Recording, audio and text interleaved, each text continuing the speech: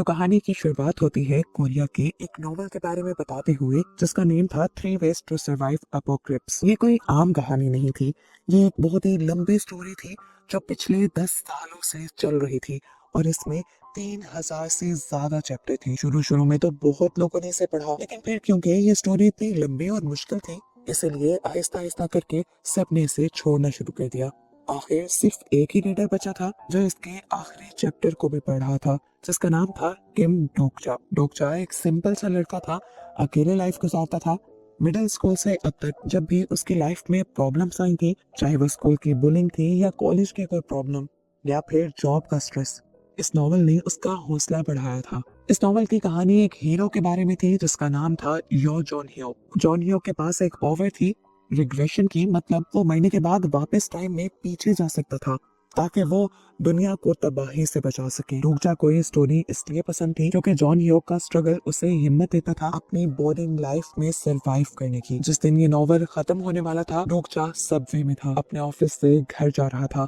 उसने जब ये आखिरी चैप्टर पढ़ा तो उसे थोड़ा दुख हुआ क्योंकि इसकी एंडिंग बहुत ही हार्श थी। सिर्फ हीरो ही जिंदा बचा था, बाकी सब मर गए थे। डोकचा को इसकी एंडिंग पर इतना ज्यादा गुस्सा था कि उसने ऑथर को कमेंट ही लिख डाला कि ये इंतहा की बकवास एंडिंग थी। हैरानी की बात ये कि ऑथर ने रिप्लाई भी किया और उसे थैंक यू बोला। साथ में उसे ये भी कहा कि तुम ही एक वजह थे जिसकी वजह से मैं ये नॉवल कंप्लीट कर पाया। तुम्हारा इस नॉवल को पढ़ने का शुक्रिया, और अगर तुम्हें इस नॉवल की एंडिंग पसंद नहीं आई तो तुम इस नॉवल की एंडिंग खुद लिख सकते हो।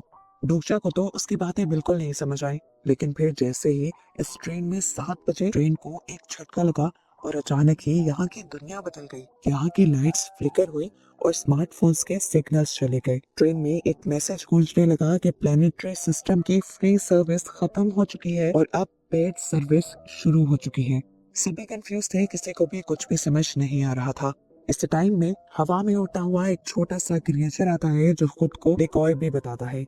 नॉवल पढ़ने की वजह से डोकचा इस क्रिएचर के बारे में जानता था। डुकाइबी ने सभी डरे हुए पैसेंजर्स को बताया कि उनकी पीसफुल लाइफ खत्म हो चुकी है और अब उन्हें सरवाइव करने के लिए अपनी वर्थ प्रूव करनी होगी। सभी लोगों को ये सब मजाक लग रहा था, इसीलिए सबको यकीन दिलवाने के लिए इस क्रिएचर ने यहाँ खड़े एक आदमी का सर उड़ा दिया। ये देखकर तो ट्रेन में भगदड़ मच गई। डुकाइबी ने सबसे कहा कि ये मजाक नहीं है और अब आप लोगों को पहला मिशन दिया जाएगा। अगले 10 मिनट में यहाँ से आपको किसी भी जिंदा ऑर्गेनिज्म को मारना है, यानी किसी भी जिंदा चीज को मारना है, और अगर आप ना मार पाए तो 10 मिनट के बाद मैं आप लोगों को मार दूंगा। कुछ तो डर के मारे यहीं जमकर खड़े हो गए, तो कुछ लोगों ने अपने आप को जिंदा रखने के लिए दूसरे लोगों को मारना शुरू कर दिया। यहाँ पर जो सिर्फ रिलैक्स खड़ा था वो डोकचा था।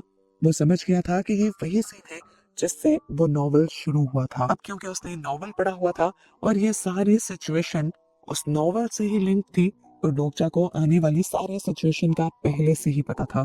वो ये भी जानता था कि इस टाइम का मिशन है किसी भी लिविंग ऑर्गेनिज्म को मारना, ना कि इंसानों को मारना।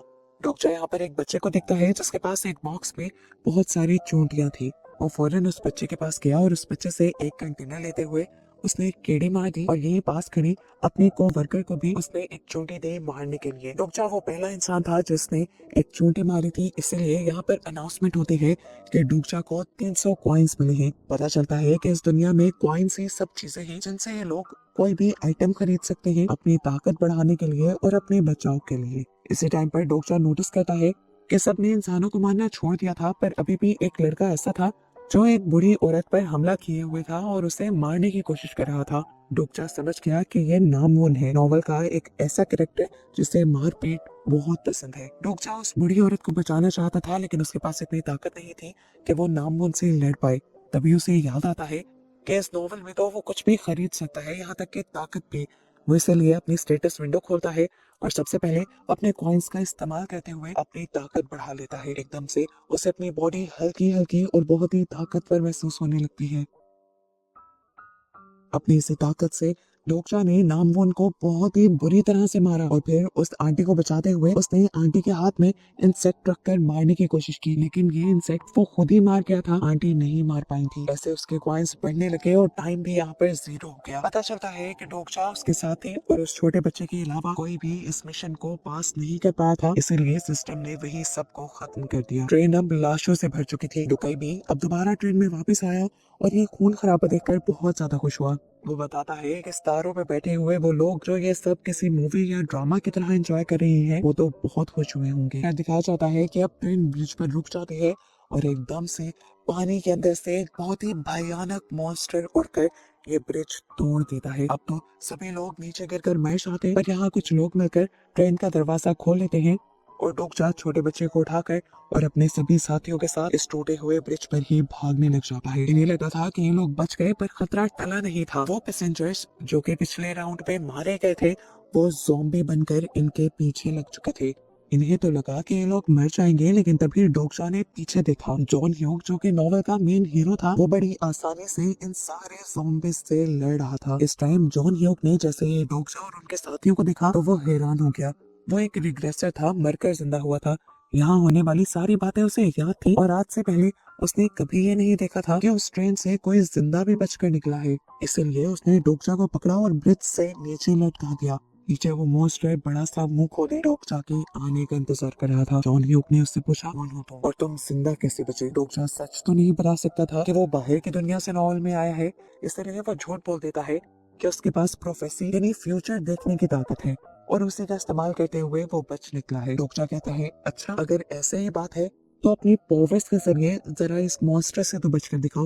ये कहते ही वो डोकचा को मॉन्स्टर के मुंह में फेंक देता है। डोकचा सीधा जाकर मॉन्स्टर के पेट में गिरा। यहाँ चारों तरफ अंधेरा था। डोकचा के आते ही उसके पेट का एसिड बढ़ने लगा था और वो डोकचा को जलाकर पिघला देता। डोकचा घबराया नहीं, क्योंकि वो जानता था कि यहाँ पर भी डोकाबाई का एक हिडन सिस्टम है। उसने उससे कांटेक्ट किया और कहा कि मैं जानता हूँ तुम्हारा एक साथी स्ट्रीमर है और वो कंटेंट ढूंढ रहा है। मैं इस सेगमेंट को ऐसा एंटरटेनिंग बना दूंगा कि लोग बार बार इसे देखेंगे और तुम्हारे साथी के चैनल पर कॉइन्स की बारिश हो जाएगी।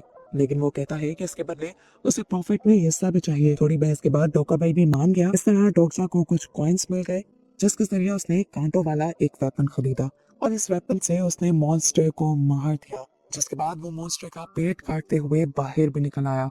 वो ना सिर्फ जिंदा बचकर यहाँ से बाहर निकला था, बल्कि उसने बहुत सारे कॉइन्स के साथ साथ बहुत सी स्पेशल चीजें भी हासिल कर ली थी। उसने डोकाबाई क्रिएचर के जरिए अपने स्पेशल आइटम्स की ट्रेड की और उसके बदले ईथर ऑफ फेथ लिया, क्योंकि वो जानता था कि ईथर ऑफ फेथ उसके बहुत ही काम आने वाला है। जिसके बाद उसने अपनी पहचान छुपाने के लिए एक मास्क लिया और यहाँ के करीबी सेफ स्टेशन में चला गया। रास्ते में डोकचा ने देखा कि कुछ गुंडे एक लड़की पर हमला कर रहे थे। वो पहचान गया कि ये भी नॉवल की एक कैरेक्टर थी जो नॉवल के शुरू में ही मर गई थी, पर उसने कहानी बदलने का सोचा। हिम्मत से और अपनी खरीदी हुई ताकत से उसने सभी गुंडों का मुकाबला किया और इस लड़की को बचा लिया। अपनी जान बचाने के लिए हिबॉन उसका शुक्रिया करती है और उसके साथ ही चलने का फैसला करती है। ये लोग एक साथ एक स्टेशन पर पहुंचते हैं, जहाँ पर देखते हैं कि और भी बहुत सारे सर्वाइवर्स यहीं पर इकट्ठा थे। लेकिन इस स्टेशन को एक करप्ट आदमी चला रहा था। बजाय तो वो सबको यही दिखाता था कि वो सबकी मदद कर रहा है, लेकिन असल में वो लोगों का फायदा उठा रहा था। वो कमजोर लोगों को मॉन्स्टर्स के शिकार के तौर पर बेच देता था और यहाँ पर सरवाइव करने के लिए कॉइन्स कमा लेता था। डोकचा पहले ही समझ गया कि ये आदमी धोखे पास है, जब इन्होंने डोकचा से दोस्ती करने की कोशिश की और कहा कि वो अपने कॉइन इस ग्रुप के साथ शेयर करे। डोकचा ने जब साफ इनकार किया तो यहाँ के लोगों को लगा कि डोकचा सेल्फिश है। डोकचा किसी की भी बातों की परवाह नहीं करता, क्योंकि वो जानता है कि सबको बचाने के लिए इस सिस्टम को तोड़ना जरूरी है। इस टाइम अगर डोकचा सभी लोगों को अपने कॉइन्स दे देता तो इनमें से किसी को भी अगले राउंड में खेलना ना पड़ता। पर डोकचा इन सबसे कहता है कि मैं आप लोग को कॉइन्स तो नहीं दूंगा, लेकिन आप लोगों के बदले उस टनल को क्लियर कर दूंगा, जिससे आप अगले लेवल्स पर जा सकते हो। डोकचा ने इस काम के लिए यहाँ पर एक छोटी सी टीम बनाई। इस टीम में उसके साथ ही बनी एक सोल्जर, वो लड़की अभी अभी जिसकी उसने जान बचाई थी, उसकी कोवर्कर और साथ ही साथ वो छोटा बच्चा जिसके पास पहले इंसेक्ट्स थे। इस बच्चे के पास इंसेक्ट्स से बात करने की पावर थी, इसीलिए डोकचा जानता था कि ये बच्चा बहुत ही इनके काम आने वाला है।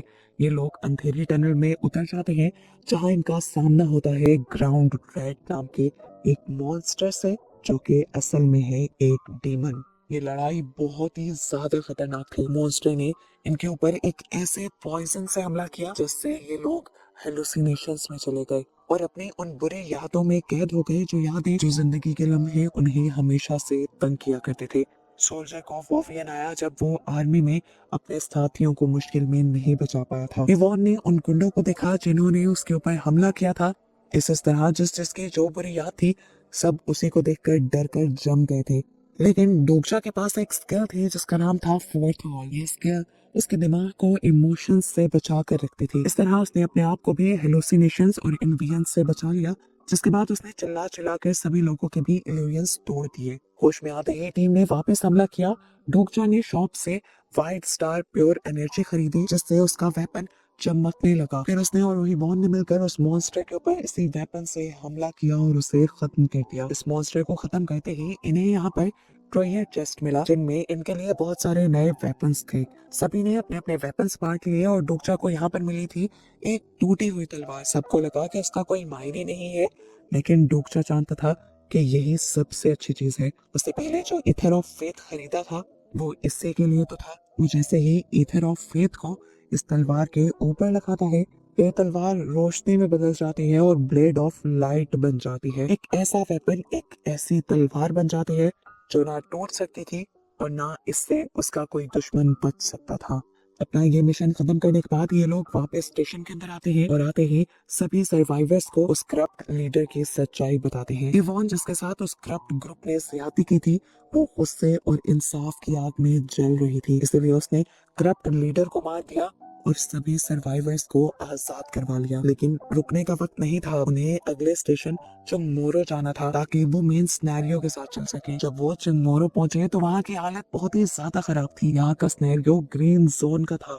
रात को यहाँ पर जिंदा रहने के लिए आपको जमीन पर बने ग्रीन कलर के स्क्वायर के अंदर ही रहना था, लेकिन लोग यहाँ पर बहुत ज्यादा थे और ग्रीन जोन बहुत ही कम। यहाँ पर भी एक अजीब आदमी था, लैंडलॉर्ड की तरह उसने काफी सारे ग्रीन जोन्स के ऊपर कब्जा किया हुआ था और कॉइन्स के बदले वो सबको ये ग्रीन जोन्स दे रहा था। अब जो पे नहीं कर सकता था वो रात को मॉन्स्टर का शिकार बन जाता। यहीं पर डोगजा को एक हाई स्कूल गर्ल मिलती है जो उसे बताती है कि मैं हीरो की स्टूडेंट हूँ, यानी जोंग ह्योक की। वो उसे ये भी बताती है कि जोंग ह्योक पहले ही यहाँ से निकल चुका है मॉन्स्टर्स को मारने के लिए। इस टाइम पर डोगजा के पास एक प्लान था। वो यहाँ इस आदमी से लड़ना नहीं चाहता था जो लैंडलॉर्ड बना हुआ था, बल्कि वो उसे इस्तेमाल करने का सोचता है। इसलिए उसने इस आदमी को बहुत सारे कॉइन्स ऑफर किए और इसे अपने साथ मिला लिया। डोगजा की चालाकियों को देखते हुए डोगा भाई ने गेम और ज्यादा मुश्किल कर दी।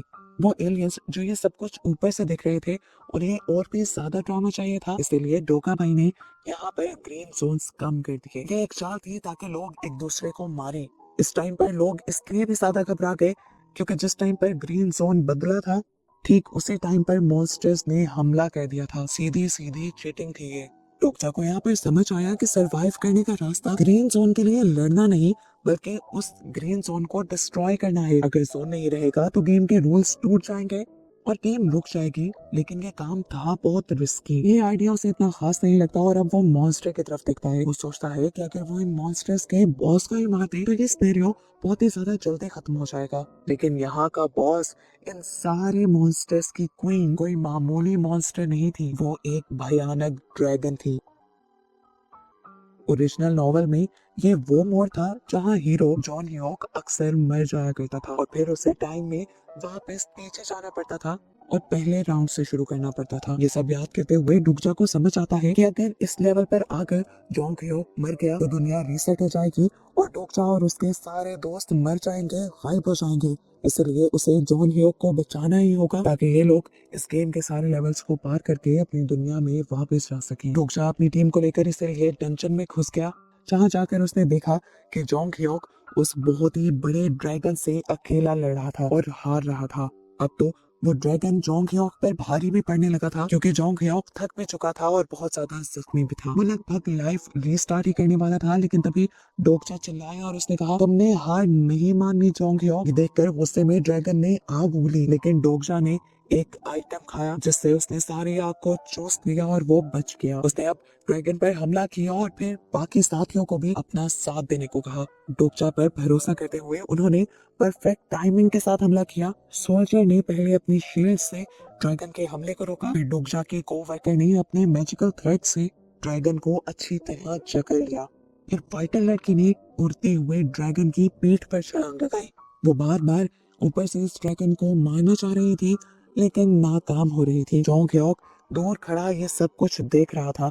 उसने काफी पहले ही हिम्मत हार दी थी, पर अब ये सब देखते हुए उसके अंदर दोबारा हिम्मत आती है और वो खड़ा हो जाता है और अपनी तलवार उठाए आगे बढ़ता है। डोकचा जिसने पहले ही नॉवल पढ़ा हुआ था वो जानता था कि ड्रैगन के सीने के अंदर एक कोर छुपा हुआ है और ड्रैगन को मारने के लिए इन्हें उसी कोर को तोड़ना होगा। लेकिन डोकचा ये भी जानता था कि जैसे ही वो उस कोर को तोड़ेगा यहाँ पर एक बहुत ही बुरा ब्लास्ट होगा और इस ब्लास्ट में उस इंसान की मौत पक्की होगी जिसने वो कोर तोड़ा होगा।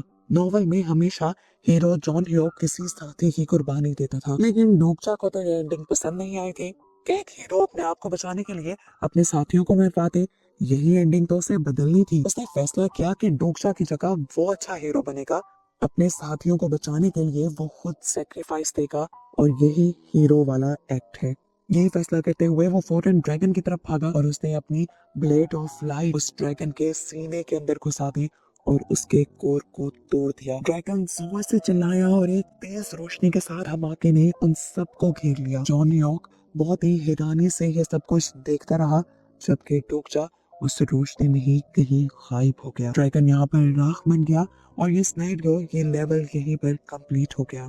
ड्रैगन के मरने के बाद इन्हें तो जीत का जश्न मनाना चाहिए था, लेकिन ये सब लोग दुख में टूट गए थे क्योंकि एक पल को इनको लगा कि डोकचा मर गया है। सारी टीम रोने लगी थी, लेकिन तभी धूल हटी यहाँ से और डोकचा इन्हें चलता हुआ दिखाई दिया कि नहीं वो जिंदा था। अब यहाँ पर हमें ट्विस्ट रिवील होता है कि अपने आप को बचाने के लिए उसने पहले मिले हुए एक रिवॉर्ड का यूज किया था जिसका नाम था किंग ऑफ नो किलिंग और उसी रिवॉर्ड की वजह से वो मरकर भी जिंदा हो गया था। जोंग ह्योक बहुत ही हैरानी से अब डोकचा को देख रहा था। उसके लिए ये अनजान आदमी था। पहली मर्तबा उसने इस कहानी में इस आदमी को देखा था और ये आदमी उससे भी बहुत ज्यादा अच्छा था। ये लड़का फ्यूचर भी पहले से जानता था और इस कहानी को खत्म करने के लिए उसने अपने किसी साथी की कुर्बानी नहीं ली। उसने अपने आप को कुर्बान करने का फैसला किया। वो जानते थे कि अभी गेम खत्म नहीं हुई, आगे के कुछ लेवल और सिनेरियो शायद इससे भी ज्यादा मुश्किल हो, लेकिन ये जानते थे कि ये एक ग्रुप है और टीम वर्क करके ये लोग जीत कर ही इस नॉवल से निकलेंगे। ऐसे ही डोकचा और उसके पूरे ग्रुप को दिखाते हुए ये मूवी यहाँ पर खत्म हो जाती है।